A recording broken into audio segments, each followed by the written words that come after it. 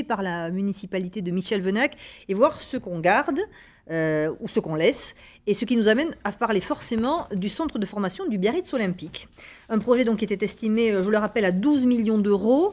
Des études ont été lancées pour sa réalisation. Alors, Guillaume Baruc, est-ce qu'il faut renoncer, vu le contexte, ou trouver d'autres partenaires financiers ?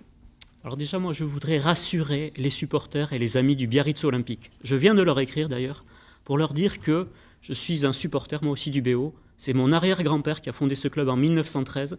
Et nous accompagnerons le BO dans ses projets, dans son projet de nouveaux stades, dans son projet de nouveaux espaces commerciaux pour donner une autonomie financière au club, dans le projet également immobilier, mais qui concernera les Biarros, avec du logement à majorité, à 60% au moins de logements à prix abordable. Et il y a la question du centre de formation. Oui, un centre de formation à Biarritz.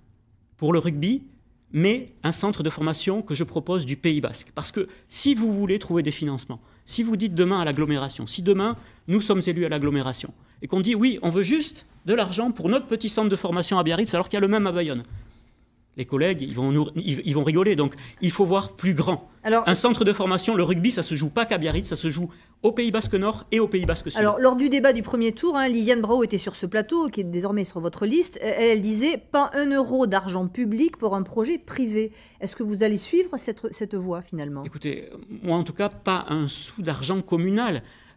La ville n'a plus les moyens, de subventionner un club privé. Comment on le finance alors ? Quand vous donnez 500 000 euros au Biarritz Olympique, Pays Basque, je précise, parce qu'il y a l'omnisport à côté, avec les sports amateurs qui ont besoin d'être soutenus eux aussi, qui eux ne profitent pas de cette manne.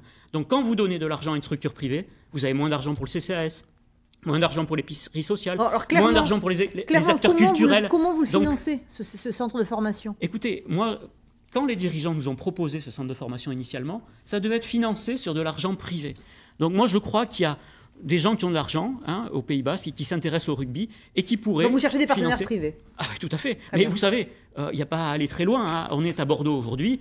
Vous avez un stade qui a lui-même été cofinancé. Donc le maximum d'argent privé dans ce projet sera le bienvenu. Et en tout cas, des fonds de l'agglomération, mais la ville n'a plus l'argent. C'est un discours de raison que je tiens.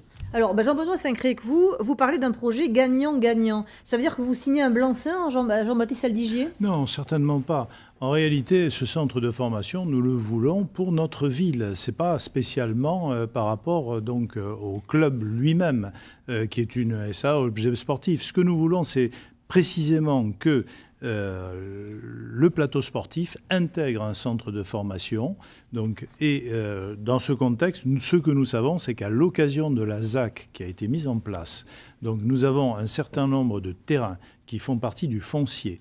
Il y a 9 hectares à Aguilera. Qui vont pouvoir être concédés donc, à des opérateurs privés et qui vont nous procurer des fonds. Donc il ne s'agit pas de sortir de l'argent des finances publiques, il s'agit de matérialiser la construction de ce centre grâce notamment à du foncier qui va être mis à disposition. Ce n'est pas exactement la même chose. Alors que sur Bayonne, voyez-vous, ça fait beaucoup moins de problèmes. Je peux lire que 13 millions d'euros vont être consacrés au centre de formation de Bayonne.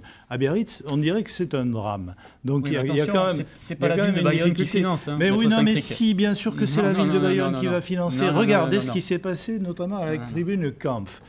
Chaque année, comme cette tribune Kampf a été réalisée précisément dans le même contexte que ce que l'Aviron se propose de faire aujourd'hui, en disant que c'est l'Aviron bayonnais qui va payer une partie de la moitié des équipements, en réalité, qu'est-ce qui se passe ? Derrière, vous avez des subventions municipales ou des subventions de l'agglo qui interviennent. Donc, au résultat, c'est toujours les mêmes qui payent, les contribuables. Bon. Tandis que nous avons du foncier que nous pouvons mettre à disposition pour réaliser cette opération sans bourse déliée. Baïder Arostegui, est-ce que vous allez soutenir le BO à tout prix ? Alors, nous avons la chance d'avoir des fonds privés, c'est-à-dire un actionnaire privé aujourd'hui qui est propriétaire de ce club. J'ai toujours dit que je souhaitais développer des relations publiques-privées qui puissent aider la ville. Il est évident que post-Covid, ça n'est pas à la municipalité de donner de l'argent public à une entreprise privée. Par contre, je trouverais normal que des investisseurs qui viennent dans notre ville, dans certaines infrastructures, puissent accompagner la ville dans son développement. Donc il faut revoir le montage financier. Il faut revoir le montage financier. Et je suis extrêmement satisfaite et heureuse de voir que finalement, Guillaume Baruc nous rejoint sur la nécessité de créer un centre de formation qui nécessairement sera un centre de formation pour tout le Pays Basque. C'est plutôt vous qui nous rejoignez, parce que j'ai toujours été pour le projet BO et pour le centre de formation. Alors, on vous a beaucoup lu dans l'entre-deux-tours en tapant à deux mains contre le BO et contre ce projet de centre de formation. Que la ville garde la maîtrise d'ouvrage sur le projet. C'est ce qui est écrit dans ce que nous avons signé. Sur finances municipales. Excusez-moi, mais heureusement que les conseils municipaux sont enregistrés, parce qu'on pourra entendre ce qu'a dit M. Baruc à cette occasion. Et nous verrons que ce n'est pas des tout ce qu'il nous dit ce soir. En tout cas, je me réjouis. Et Guillaume Baruc, soyez parfaitement rassurés, parce que ce seront des petits basques qui viendront de tous les villages du Pays Basque au centre de formation du BO, qui nous choisiront peut-être plutôt que celui de Alors, on va laisser la parole à Nathalie Moche. Alors vous, clairement, vous avez des mots assez durs concernant le BO. Vous disiez que c'était des méthodes de mafieux, je vous cite. Est-ce que vous restez sur cette position? Est-ce que vous pensez qu'il faut aider le BO, ou est-ce qu'il faut confier effectivement tout ce montage à des partenaires financiers privés? Non, mais d'abord, il faut savoir quel est le montage actuel. Le montage actuel qui a été validé et voté par Madame Arostegui le 12 février dernier, c'est effectivement... Vous ne l'avez pas voté, vous? Non, non, j'ai même voté contre. Enfin, j'ai voté, mais contre. C'est quoi comme montage? C'est tout simple. C'est un centre d'entraînement à 12 millions d'euros hors taxes, hors coût de démolition, à destination exclusive d'une société privée, le BOPB, financée par un consortium d'entreprises qui résulte de la vente des terrains. Alors, on peut, par une espèce de chose trappe un peu absurde, nous faire comprendre que ce n'est pas de l'argent public. Moi, si demain, je vends ma maison et qu'avec cet argent, je finance un centre d'entraînement, ça reste quand même mon argent qui finance un centre d'entraînement. Donc, on parle bien d'argent public. Ce qui n'était pas raisonnable avant le Covid, vous comprenez bien qu'aujourd'hui, c'est irresponsable.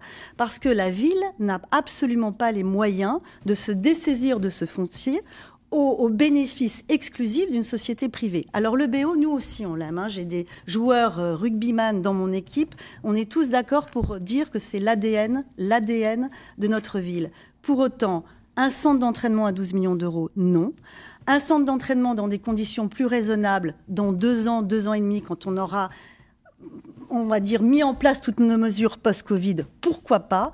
Et dans tous les cas, à destination de l'ensemble des jeunes sportifs, c'est-à-dire de l'ensemble des jeunes biarros, toute activité sportive confondue. C'est-à-dire que s'il y a un centre d'entraînement et de formation, ça doit pouvoir aussi bénéficier à l'Omnisport à travers sa section natation, à travers sa section foot. Je ne vois pas pourquoi il y aurait juste le curseur d'entrée du rugby. Madame Arostegui, vous êtes d'accord avec ça? Non, ce qui est totalement déraisonnable, c'est d'avoir fait croire aux biarros depuis le début de cette campagne que ce centre de formation, soi-disant à 12 millions, serait à la charge des biarros. D'abord, nous n'avons jamais voté pour un centre de formation. Nous avons voté pour le lancement d'études qui permettraient, ou pas, d'avancer sur un centre de formation, des tribunes, d'avancer avec un calendrier et d'avancer avec un financement. En aucune façon, les mesures de Michel Venac ne seront les mesures de la prochaine mandature. Donc, nous choisirons avec qui nous allons financer, avec qui nous allons travailler. Et en aucun cas, nous n'allons reprendre à notre compte exactement le travail de Michel. Dans le dernier mot de conclusion, on passe juste dans la délibération qui a été votée au avant-dernier conseil municipal, c'est bien la vente du foncier d'Aguilera qui finance le centre d'entraînement. Je suis catégorique. Ce sont des terrains publics. Ce sont des terrains publics. Et quant à dire, pour l'instant, c'est juste une intention, on verra plus tard. Je rappelle quand même que pendant la période du confinement, a été lancé un concours de maîtrise d'œuvre pour choisir l'architecte pour Aguilera, ce qui n'a pas ému Madame Arostegui, à hauteur de 240 000 euros. C'est-à-dire qu'on a déjà engagé des frais très conséquents. Et moi, j'aurais préféré que ces 240 000 euros, on les mette au CCAS. La Cité de l'Océan, qui avait fait couler beaucoup d'encre à une certaine époque, il y avait tout un tas de choses qui avaient été mises en œuvre en maîtrise d'ouvrage public et ensuite qui ont été reportées sur le partenariat public-privé. Donc, comme quoi, on peut commencer une opération en MOP et ensuite la basculer sur un autre mode de fonctionnement. Alors, moi, je ne crois pas que ce soit ce type d'argument qui soit important. Très bien. Quand on ferait, on ne s'en est pas ému, pardonnez-moi, car c'est la loi. Lorsqu'on lance ce type d'études, on n'était pas obligé.